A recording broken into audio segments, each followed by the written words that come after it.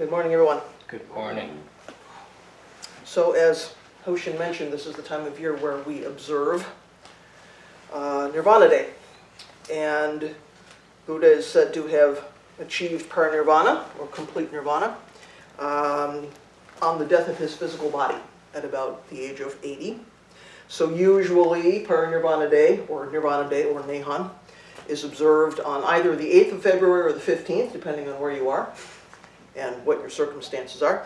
Here we do it on the Sunday, which is closest to the 15th, so that's today. So the story of Buddha's death, as it's told in the Pali Canon, is a familiar story. We encounter it or hear it or tell it probably every year at about this time. He announced at the age of 80 that he was soon going to enter Nirvana. He was going to leave his physical body, abandon his earthly body.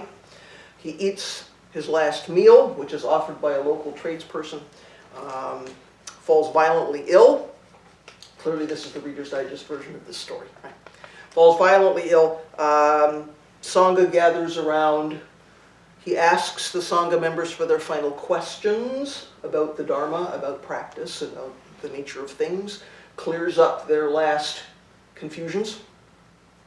And his final words are, all conditioned things are impermanent, strive for your own liberation with diligence. And that's the teaching that he leaves with his Sangha. Now, of course, in a way, Buddha lives on because we're still practicing. We're still here. We're still paying attention to what he taught. We're still doing, the things that he's encouraging us to do, carrying on the practice. We don't even question the centrality of Shakyamuni Buddha in the world of Soto Zen. We just think, well, there's Buddha. I mean, who's going to argue with that, right? There's a story behind why he's been centralized in Soto Zen. So one of Soto Shu's 24 key terms, sometimes you have heard me talk about there's 24 key terms within the world of Soto Shu. One of them is Ichibutsuryo, so one Buddha, two founders. And you would think, again, well, no-brainer, right? We know who our founders are. We know who the important folks are. So one Buddha, two founders, so, Buddha, Shakyamuni, Dogen, Keizan. During the last half of the 19th century, it became important for Japan to keep up with the West in order that it maintains credibility, that it's seen as equal. Now, we run into this circumstance when we consider the life of Uchiyama Roshi and his teachings about sort of balancing peace and progress, right? We have a serene, kind of unchanging Japanese culture, and suddenly here comes the West with change in technology and, kind of different priorities, different values, different way of living. So somehow now Japan feels the need to be seen as equal in the world. So isolation, of course, ends with Commodore Perry arriving with his 4 ships in Tokyo Bay in 1853, the 4 Black Dragons, right? Show up in 1853, and suddenly there's no isolation anymore. The West has arrived. And wow, suddenly it's a bit scary, and it's a bit of upheaval, and, what is this going to mean? So Perry's on a quest to establish this kind of regular commerce between Japan and the West. So this isn't going to be a one-time thing. This is now a conversation. This is now an ongoing sort of relationship here. So modernization starts to happen. Modernization. Westernization starts to happen. It's a huge change because before this, of course, the major influence in Japan had been China. Historically, that was sort of the seat of culture and learning and language. And we just know from our own tradition how much we've received from China. So that's all well and good, but Japan is watching as China is getting divided up and becoming occupied by Western powers. Western colonial powers is going, yeah, maybe that's not what we want for ourselves. So Japanese leaders decided their country needed to look just as strong, just as up-to-date, just as viable, just as credible as the occupying forces. Otherwise, the same thing was going to happen there. So we have this period of rapid progress, rapid modernization that includes everything from technology to social customs to, guess what, religion. So part of that transformation is that culture becomes institutionalized. Structures get built to contain and organize and communicate about these elements of culture. So rather than lots of independent artists, independent clergy, whatever, people doing their thing. Now we have structures. Now we have organizations. The point was to show that these Japanese traditions are as credible and valuable and viable as anything else. So as part of that movement, Soto Zen suddenly has to define itself. It has to do some branding. It has to be able to talk about what its central doctrines are, what its central practices are, what its identity is, right? Name, tradition, founders, head, temples, main points, objects of worship, all that stuff has to sort of get, there has to get shared agreement. We have to get to shared agreement about what does that mean. However, when it comes to designating founders, leaders at that time could not even agree that the Buddha was the original teacher of this tradition. And we might find that incredibly surprising. So there were a number of arguments about whether or not to centralize Buddha, what Buddha to centralize. So one argument says that since Buddha nature is everywhere already, we shouldn't be venerating something else or somebody else as a separate Buddha, right? There's Buddha nature. Why do we need to venerate something else? Another argument says, well, the three treasures as the source of refuge are the most important. We shouldn't be privileging one over another. Another argument says within the three bodies of Buddha, Shakyamuni was the Nirmanakaya, right, the manifesting form. So that was the lowest, most inferior of the three, so certainly that should not be the main object of our veneration. So quick review, three bodies of Buddha, right? Nirmanakaya is the manifesting form, the physical form.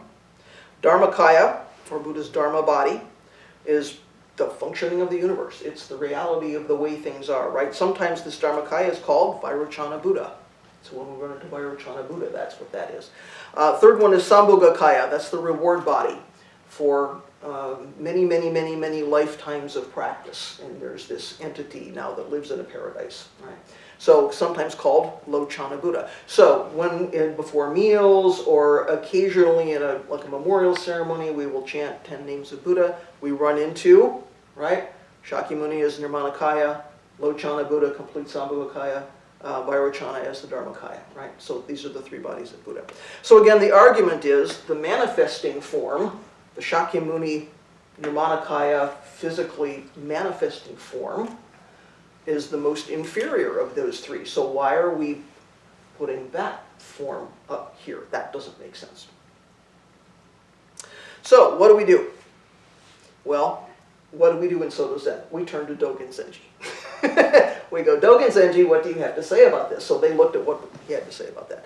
Well, of course, Dogen says, there is no founder other than Shakyamuni.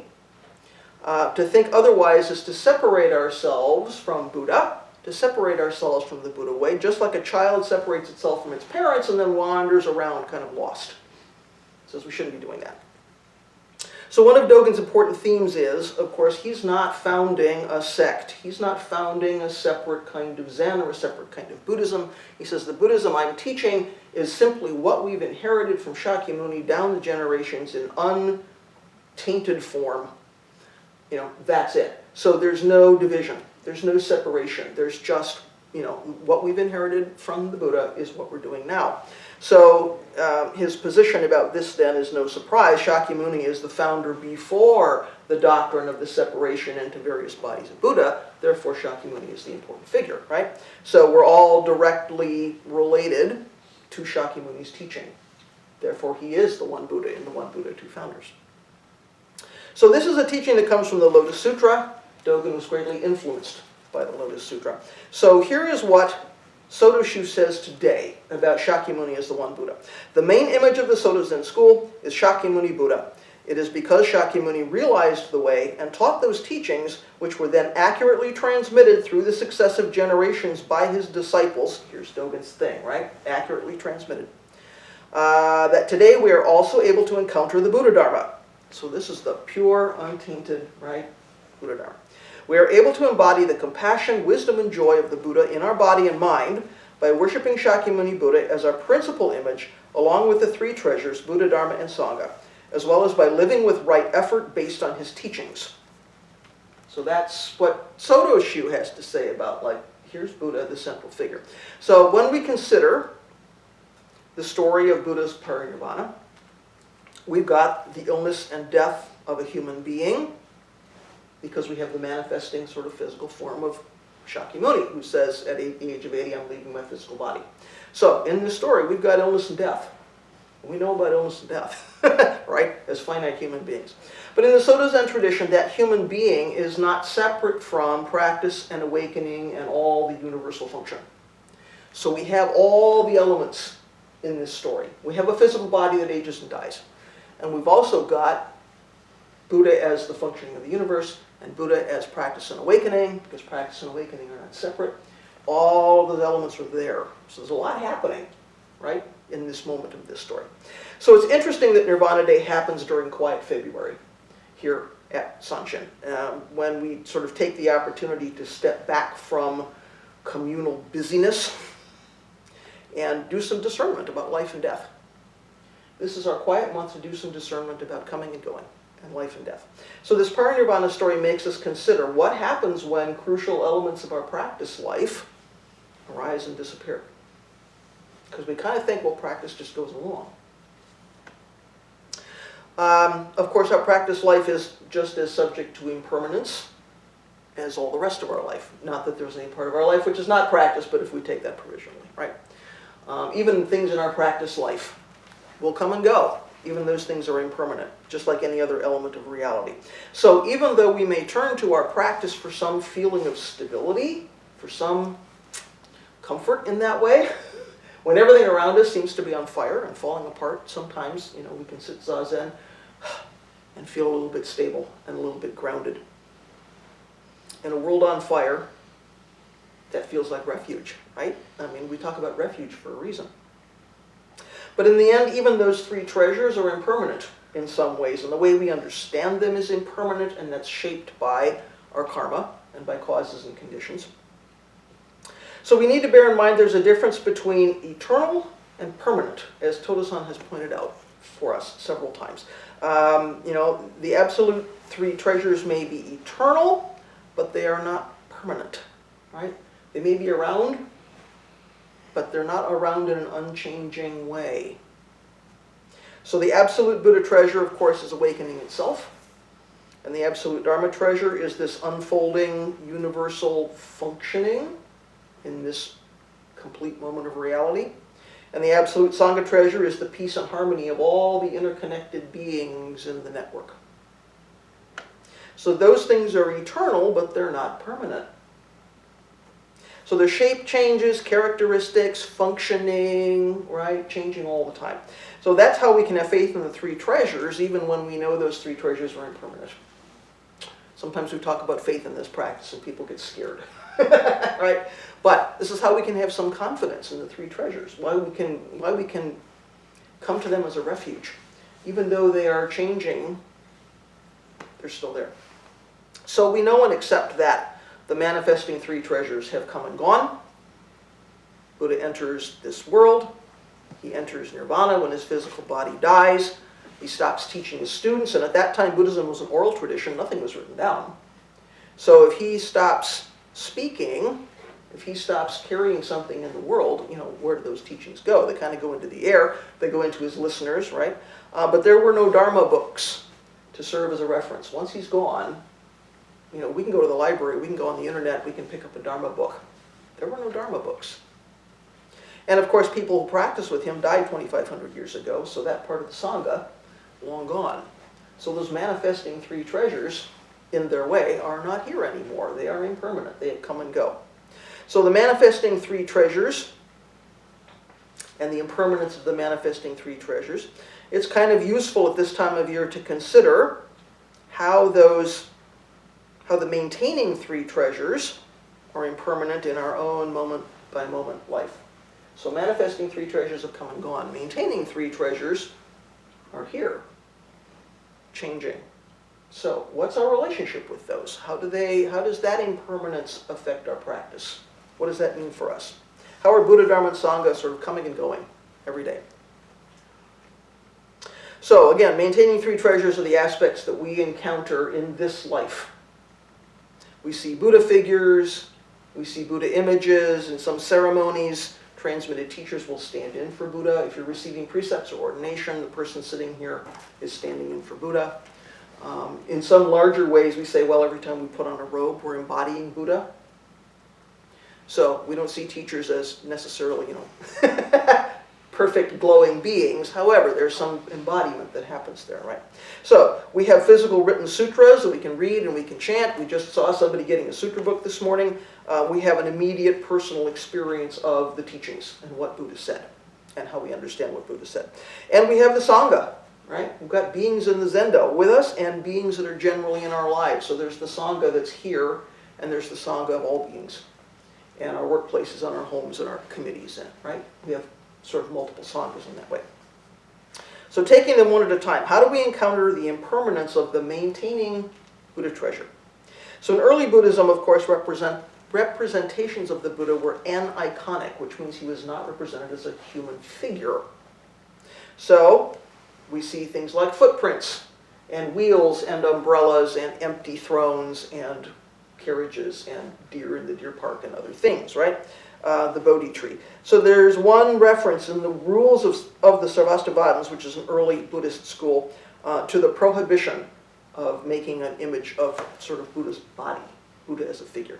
That might have been because they felt you shouldn't represent somebody who's completely reached nirvana. So it's also been said that as lay people start to gain a greater voice in establishing Buddhism, devotional opportunities start to increase, right? People wanted some kind of personal image that they could relate to. But all of the hows and whys of all of that is a subject of ongoing debate in the world of Buddhist scholarship and the world of Buddhist leadership. So in any case, human beings sort of being what we are, we become attached to the images on our altars at home or here or where we practice or in the world, right? So these days, you can get various fuzzy, plush Buddhas, which I think is really funny. You can get a squishmallow Buddha. fuzzy, cuddly Buddhas. If you have your own fuzzy, cuddly Buddha, does that go on an altar, or do you sleep with that, like as a security blanket? I often kind of wonder, Apparently people sometimes give a plush Jesus as a baptismal gift. I'm guessing that goes in the crib, not on an altar somewhere, right? So, multiple ways we can encounter a Buddha figure. Anyway, no matter where we encounter those Buddha figures, we can certainly practice with their loss, with their coming and going. We develop some attachment to those figures. In koan literature, of course, there are stories about teachers destroying Buddha figures, which feels like a big shock.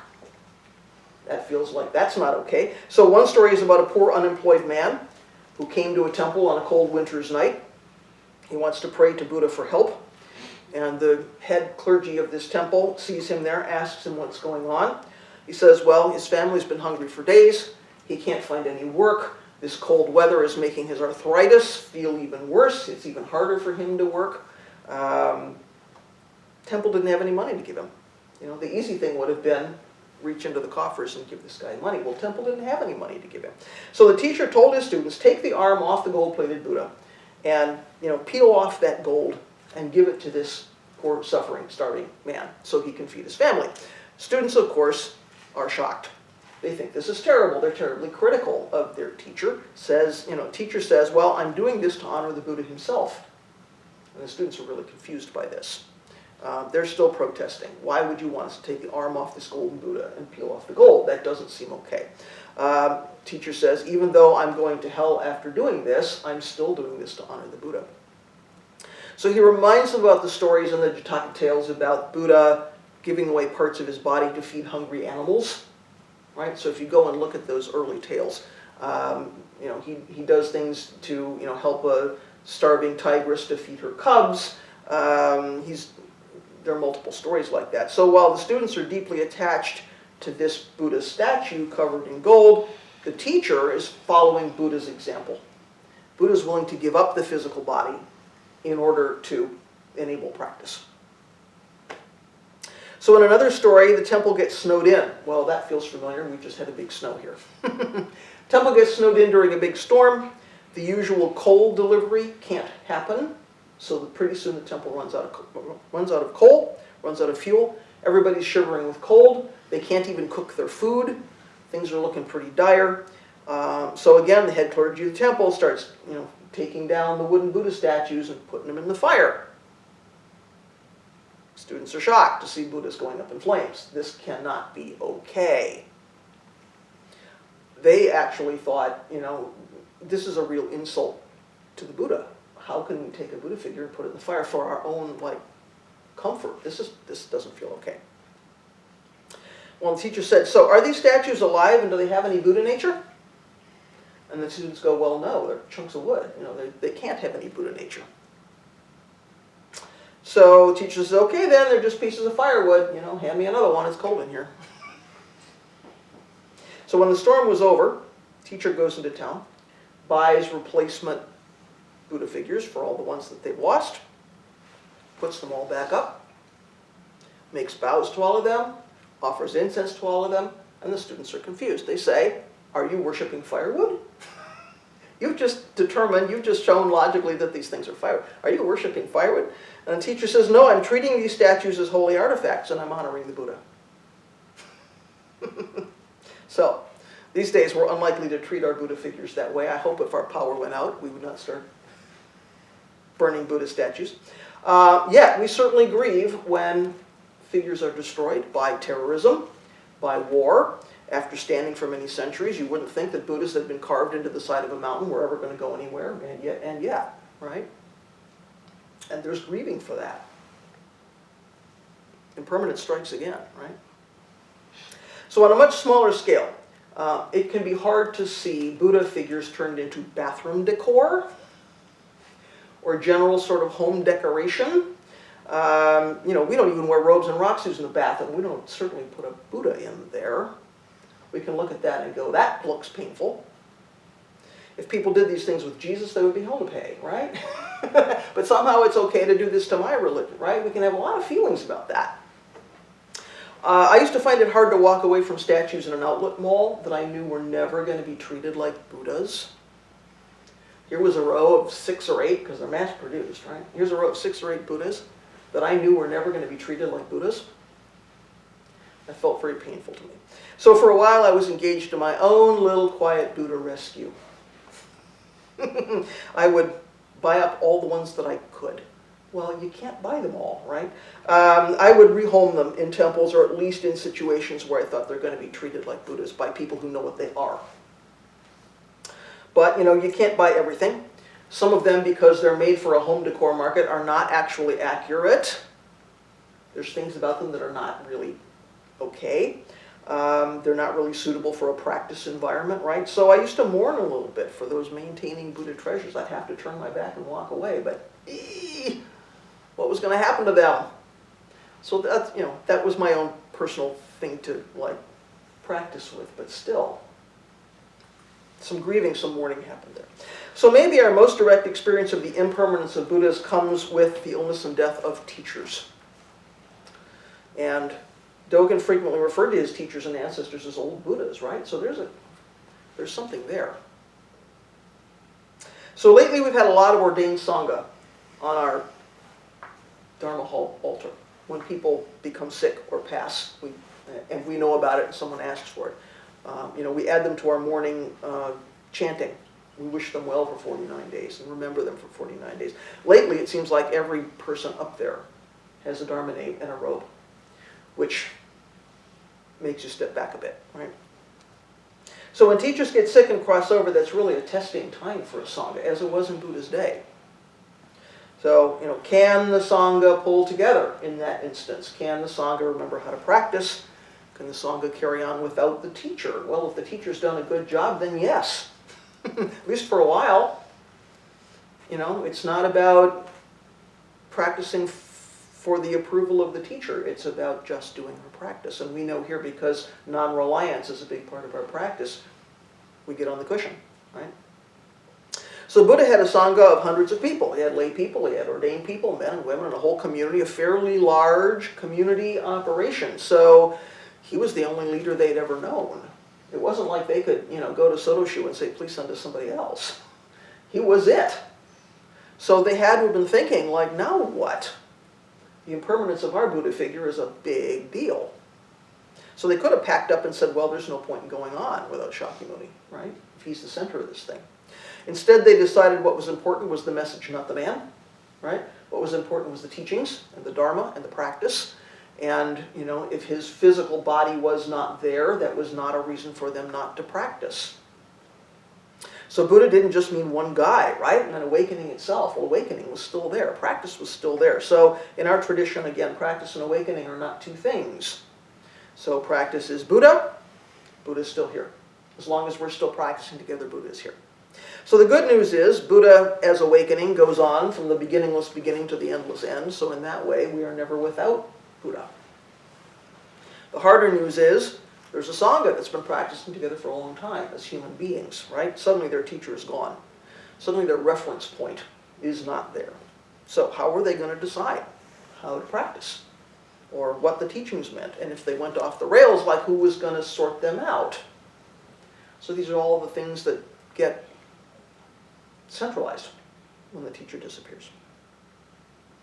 But again, the Buddha said, all conditioned things are impermanent. Strive for your own liberation with diligence. Your teacher can't do it for you. Buddha can't do it for you. We have to get ourselves on the cushion and strive for our own practice with diligence. So, in essence, he's saying, you guys are also impermanent and the clock is ticking. This physical body has a lifespan. So, don't forget to practice because this birth in human form is a pivotal opportunity, as Dogen says, right? In the 6 realms of samsara, the human realm is where we practice. So we've only got so much time in this physical body. Don't waste it. So we can be inspired by the maintaining Buddhas we actually encounter in this life, in our practice life. We can also learn something from their own impermanence, whether that's the impermanence of statues, the impermanence of people, right? So when it comes to the Dharma, of course, the Dharma, as the reality of universal functioning, can't really be injured. We can't really destroy it. Our encounters with the Dharma as teachings certainly can bring up some fairly strong feelings of attachment and loss, right? For instance, things change, right? When texts and practices change across time and space, from the Buddha in India to 2,500 years ago to here, pretty significant change. So Buddhism travels along the Silk Road. It goes through myriad cultures. A lot of syncretism happens. Change happens. Things are added. Texts are translated into new languages. Some of those new languages didn't even have words for what Buddha was teaching. So how do you translate into a language that doesn't have words for things? Buddhist emptiness, we know, encounters Taoist nothingness. Those things get conflated. It takes a couple hundred years for someone to figure out they're not the same thing. Right? So practice changes, understanding changes. So these texts were adapted to fit the languages they encountered, to fit the cultures they encountered. But in that process, of course, the practice changes. The way people practice with these texts, their understanding of these texts change. So when we read texts and commentaries today in North America, we can easily take things out of context just because we don't understand necessarily the circumstances in which they were written. Doju frequently talks about some of the texts in our tradition and how our understanding has changed about that, right? And how in different places they're understood in different ways. It's really important that we know that because we can read something in English translation and assume, well, that's it. And it's more complicated than that. When we can try to fit medieval Asian writings into a 21st century point of view and we can distort them terrifically. We look at Buddhism through a sort of a 19th century Age of Enlightenment transcendentalist lens, which we can't even see. So we interpret things based on that and assume we understand how it was taught originally. I'm not saying one's better than the other. I'm saying we need to know there was a difference. We don't even realize what we're doing. So there are contemporary Western Theravada teachers that are not afraid to point out to us in the Mahayana tradition that some of the, particularly the Western Mahayana tradition, some of the things we've centralized, Buddha never taught. Those were things that arose, were developed later on. So, there are those who would make the case that the Mahayana is popular here because it tends to reinforce those filters that come to us from Age of Enlightenment, transcendental, right? It feels comfortable, so it's popular here, right? It doesn't challenge that so much. So one can imagine Theravadan folks seeing the second and third turnings of the wheel as deviation or something which is not okay. right? There could be some grieving about that. Feeling some grief about, like, where has that gone? So, where we might see development, they might see misunderstanding. So I know for myself, when I look at sort of creative uses, creative interpretations of Buddhism in North America these days, I have to ask myself, is it deviation, is it corruption, or is it simply development? Can I let go of my idea about that, right? So we have another example in chanting liturgy. If we're chanting in Japanese, Japanese has a particular cadence when it's read properly, with all the diacriticals, and an understanding about how Japanese pronunciation works. In America, in North America, sometimes the diacriticals are left out, and we don't have anybody in the Sangha necessarily who understands that pronunciation. Names of ancestors is a good example. It very quickly becomes sing-song. Something, something, daiyosho, something, something, daiyosho, something, something, daiyosho. That's not how it actually goes. If you have the diacriticals, they're long vowels. I mean, I could give you a long technical explanation, but it feels when I hear that like we're mispronouncing these people's names, and yet the point of chanting their names is to honor them, to invoke them, to have some respect for them, so I feel like we should be pronouncing it properly.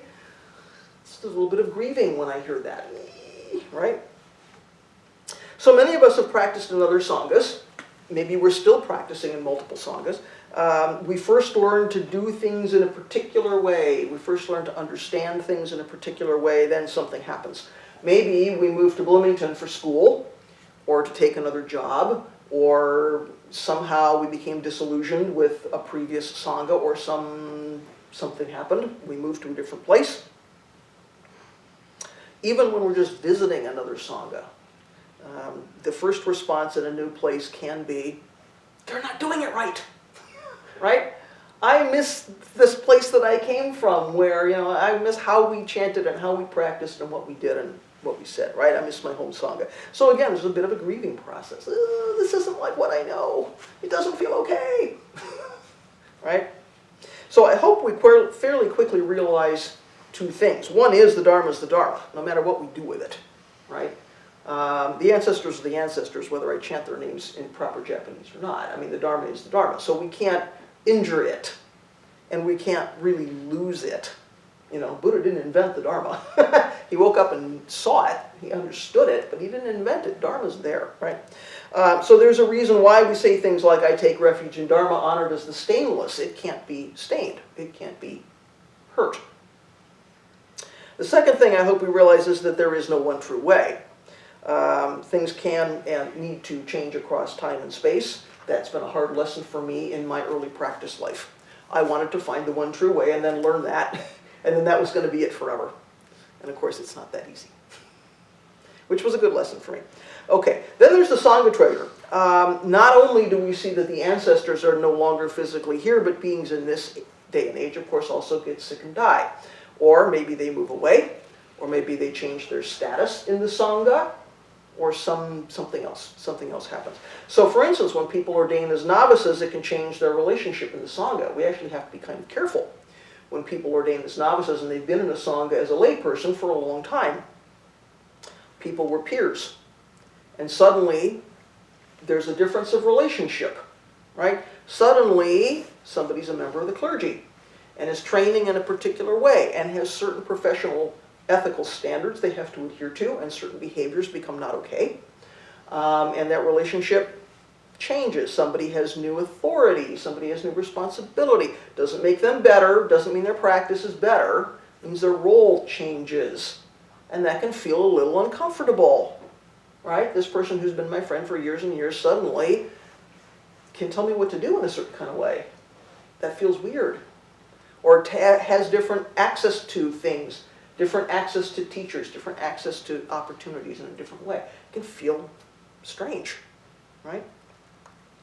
So, Sangha means the people we practice with here or in your place of practice, but it also just means the beings in our lives, right? We have a large Sangha of just beings in our lives because we're not disconnected from these beings. So, some of you know, about a week ago I lost one of my cats, rather unexpectedly. I was thinking as I was coming in today, golly, it's only been a week. It still feels pretty immediate to me. So he'd been poorly for a couple of days. When he clearly wasn't getting better, I took him to the urgent care. I was not expecting to hear within about 20 minutes that he was terminal. That was a bad surprise. So you may know there are a few things more difficult than coming back from the vet with an empty carrier, especially when it's kind of all been a bad surprise. So I knew I was just going to need to be sad for a while. But the next morning I felt like I'd been hit by a truck. I was not here, right? Part of my brain said it would be nice to be with the Sangha and just be quiet, and then I couldn't do it. I needed a day to just be solitary because I really felt like I'd walked into a wall. I was surprised, actually, what a hit that was. So, it's just me and 2 cats at home, and this cat had been a member of my household Sangha. So there was this big wallop of impermanence. It still feels like somebody's missing at home. I'm used to 3 beings being there. So it still feels very strange. So at the time, here I am in the vet, and the vet is telling me, there's no hope for your cat. And the wisdom part of my brain did what needed to be done. I understood clearly. I didn't go to pieces. I took care of what needed to be taken care of. At the attachment part of my brain is going, no, no, no, no, no, no, no, no, no, no, no, no, not now. This is not okay with me. This isn't supposed to happen. No, no, no, no, no. I was fine until I got to the car. That's when I lost it. Right? No, this is not okay. This impermanence thing. I get it here. I talk about impermanence 6 days a week here. And when it happens to you, you go, this is impermanence. I know I need to be sad for a while. I know what's going on. No, no, no, no, no, no, no. And that's the human part of us, right? Anybody who's lost a family member or a pet knows that feeling, right? So several weeks ago, I got word that a friend of mine had taken a turn for the worse and was in the hospital, not expected to last more than a few more days. The first notice I got of this was a text, and then somebody called me. I actually noticed myself looking at this information and saying out loud, no, no, no, no, no, no, no, no, no. I thought, that's really interesting, right? Because this person had been ill. This was, in this case, in the short term, it was a bad surprise, but in the long term, we were all, this was going to happen. But it's really interesting, isn't it, how in the face of impermanence, our first response is to disallow that. I don't consent to this. This is not okay. The world does not have my permission to take this being from me. That's the human condition. Even though the wisdom part of our brain goes, I know what's going on. I know what I'm doing. There's a human, part of our attached self that just says, no, no, no, no, no, no, no, no. Not now. Not ever. So grief and loss are hard, right? So we understand impermanence intellectually. That does not make it easier, always. Things can change, and they change like that. Sometimes we see it coming, but sometimes we really don't. Just because we can't see what's coming, it feels like something called death or departure or change has suddenly appeared. It wasn't there before, and suddenly here it is. This cat was just fine, and suddenly there's death, and you just go, where did that come from? It's a bad surprise. But actually, of course, that coming and going has been here all the time in this one unified reality. This coming and going is always there. There's nothing outside of this moment. So illness and death and disappearing and departure are not arriving from someplace else. It is simply the functioning of this moment. It is simply the functioning of this universe. They've always been here. And the lesson I'm taking from this is it just reminds me how much I don't see on a moment by moment, right? How much I can choose not to see.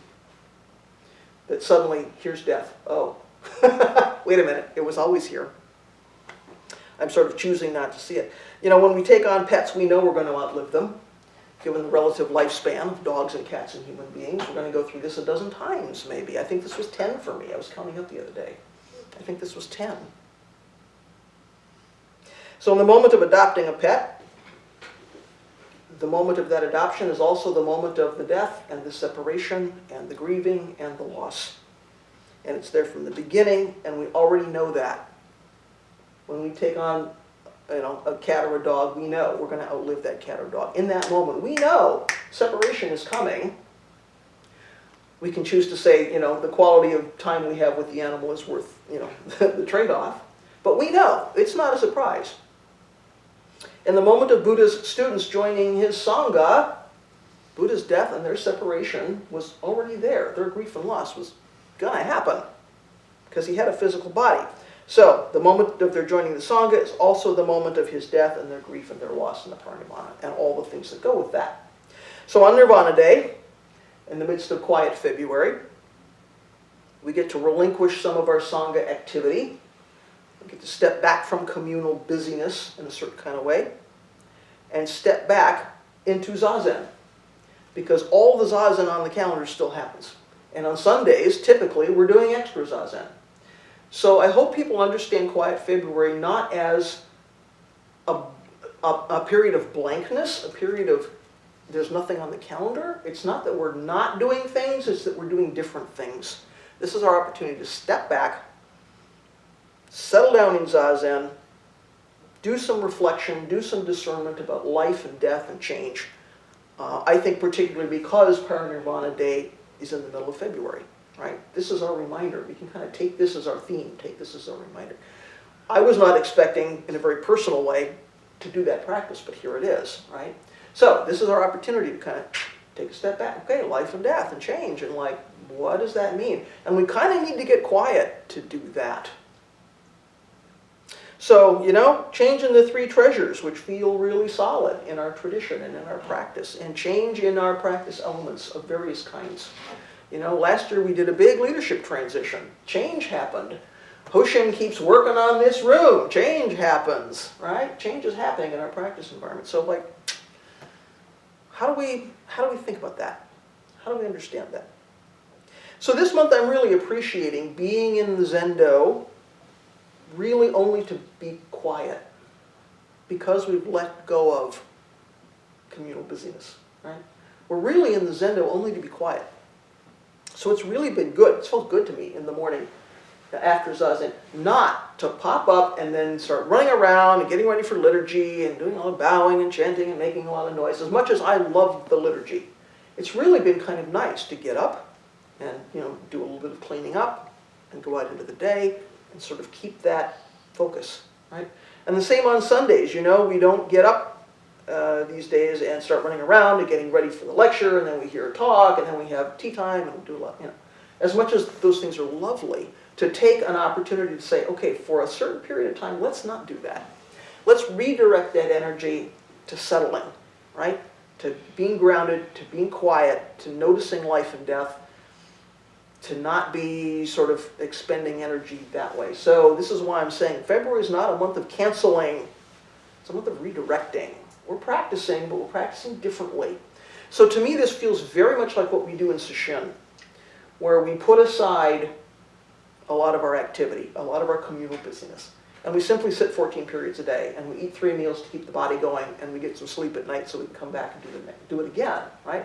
It feels very much like that same attitude to me during February, when we're saying we're really going to settle in Zazen, and that's what we're going to focus on, and open the hand, right, and not get too distracted by things.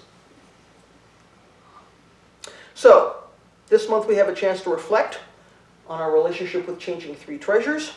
3 treasures that live and die and change, like everything else. Or any other ways that, I hope you will take the opportunity, any other ways that you see life and death and change happening for you, and just to take a breath, right, and feel what that is.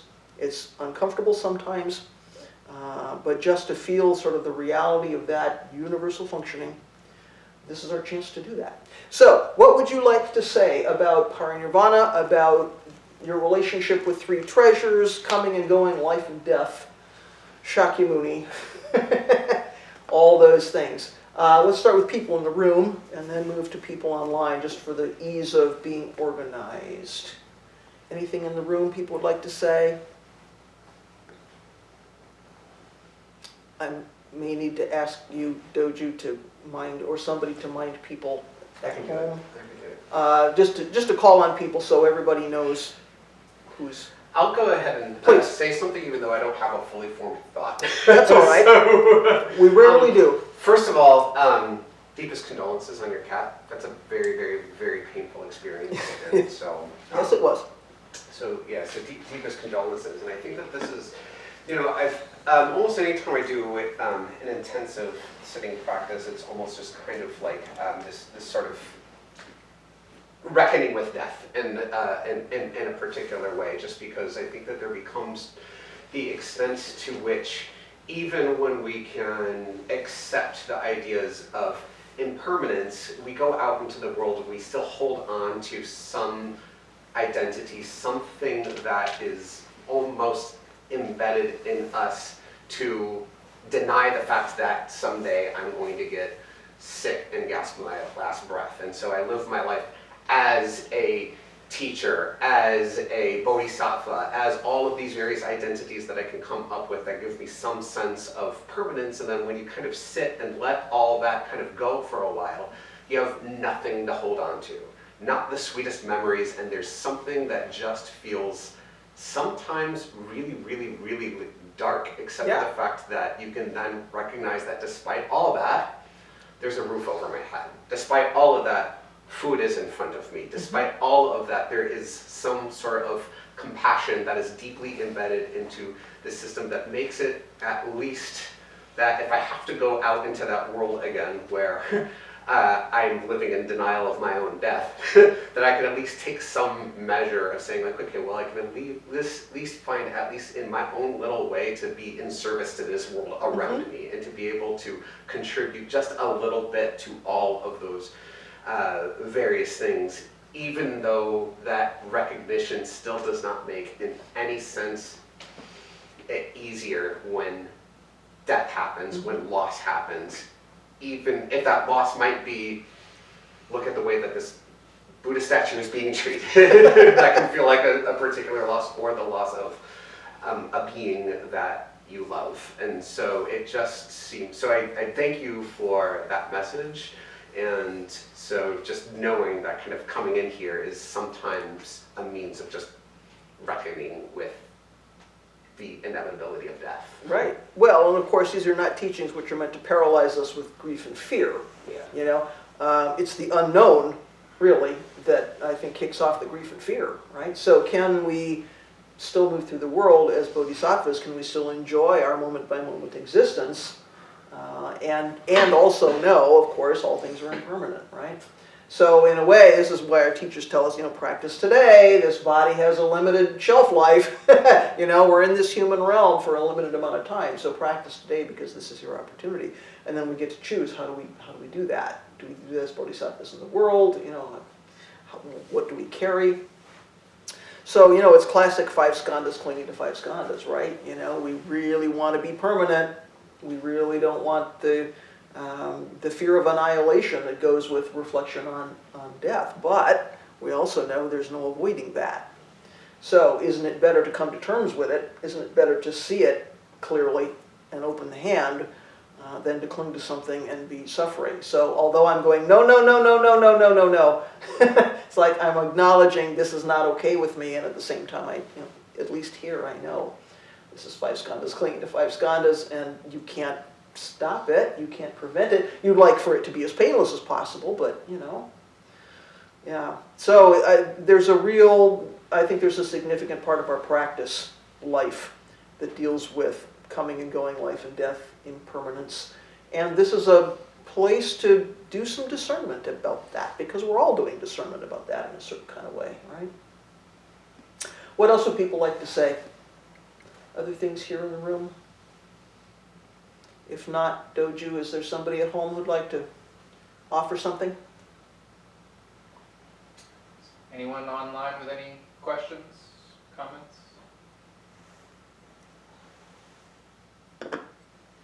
No? Okay. All right. So let us move on then to our chanting service, which I think we'll do here, since we've moved Shakyamuni. We have a few things to hand out, some chants, and we'll go over what we're going to do. So chanting service and potluck, yes? Okay, thank you everybody. Let's do our closing chant.